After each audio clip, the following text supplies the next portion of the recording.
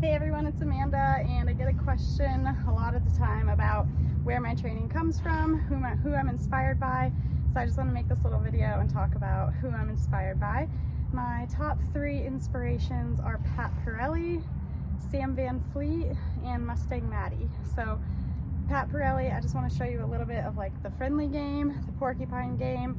I'm going to use Carbon here as an example. Whenever I meet a new horse, I use the same games for Parelli that I do with any trained horse or any horse at all that I work with. So I'm going to start, basically the friendly game is just, can I touch them all over? I like to use a stick, so I have a barrier between me and the horse just in case, so I can get to know them. So you'll see me work with Carbon, which obviously he's great with people and everything, so I'm not too worried about that. And then I'll show you the porcupine game, which is basically yield the shoulder and yield the hindquarter. So we'll work on those a little bit. Friendly game. Can I touch them all over? Once I can touch them with a stick, I'll touch them with my hand.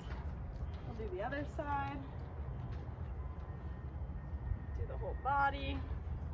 And this is just an overview. This is not meant to be a full explanation. If you want to know more about any of these trainings, let me know. With the porcupine, yielding their hindquarters, using a light pressure first, followed by a harder pressure and a harder pressure. Good. Until they give that hindquarter. Good job. And then same with the front with shoulders. Parelli would just be straight right here poking. I like to mix that with some other training and kind of use my stick sideways like this to kind of push him and guide him over with his whole entire front. So I'll use his face, and then I'll use basically the Parelli shoulder to move him over in the front. Good. And we're just looking for that front foot to cross over. So we'll do the hindquarters, that. We can put that together for the sideways game, and then I want to make sure that they can lunge or that they can go around a circle, which is the circling game. So I'll show you a little bit about that. The yo-yoing game I think is really important. So being able to, with Parelli you shake the lead rope to have them back up. I really like that because then you don't have to go up to them and physically back them up. You can be way back here and still wiggle and still have them back up, which is great. I also really like VanFleet because she has 2 other backup methods she uses, which is another one that's even less crazy than the wiggle, because if you're at liberty, you can't really wiggle a rope. They can't feel that. So I really like her method of leaning, waving, and walking. Sorry, I think there's a giant bug eating me. Or maybe I'm just paranoid. Anyway, so yeah, I like her method of leaning, waving the whip, and then walking into them to back up. That way you can do it completely at liberty. And then I also like her other method of being right next to them and backing up with them, which I'll kind of show you. You stand here at their nose, back up with them, and then tap or use the actual pressure to show them that's what you want. If you do that, you work on a lot of the liberty stuff, then they'll be a lot more responsive and they'll want to go back with your body language more than the physical pressure, which I really, really love. So there's other Parelli games. There's a few to help with the trailer and other things, but those are the main Parelli games that I use. And then I do a lot of VanFleet stuff. So I did a liberty course with her for 5 weeks, and I took so much out of that course. I did a lot of the liberty stuff starts on the halter and lead, so we worked a lot on really drawing your horse, having them come towards you when the whip is up, and then relaxing and stopping when your whip is down, whip positioning, different areas of the body on the horse. There's just so many different things that Parelli is a great overview, where VanFleet really takes it deeper and takes everything Carbon and takes everything to like another level and breaks it apart into pieces so that you can really work on liberty, tricks, just refine your riding, all sorts of things. what a personality you have today. And then Mustang Maddy is my other favorite trainer to incorporate into things. I don't have my treat pouch on me today, but usually in almost every video you see, I do have some sort of a treat pouch, and I use an actual marker. So Mustang Maddy has a great series on YouTube about Mystic, and that's where I started learning about all of this craziness. But basically being able to actually mark the behavior you want, just like clicker training with dogs, is really important. Being able to, hi, you're a puppy dog, huh? Can I have this back? Can I have this? Thanks. All right.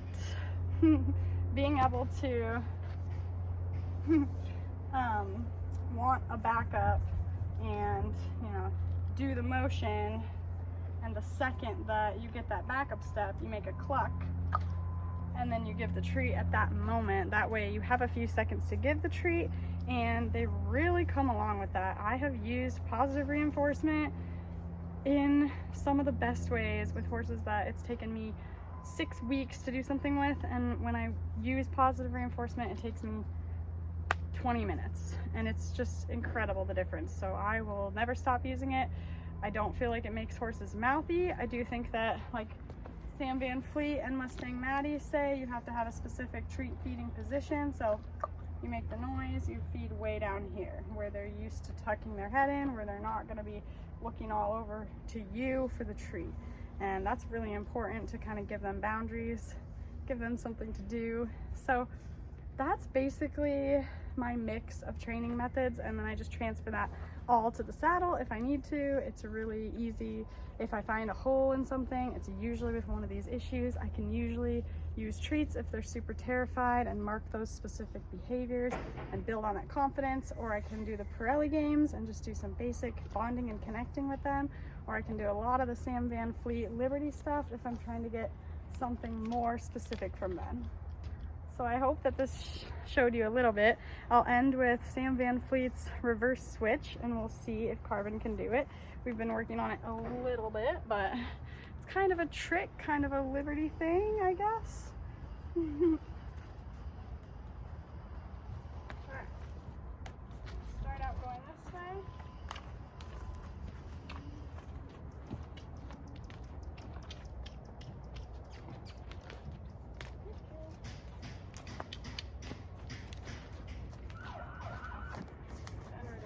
Towards the butt, turn around the other way, turn around the other way.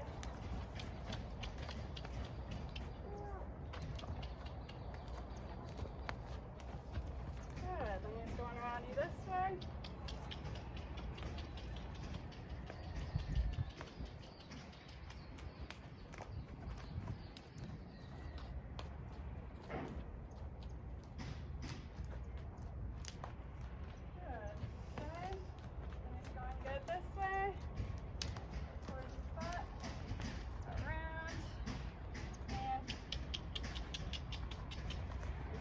The other way.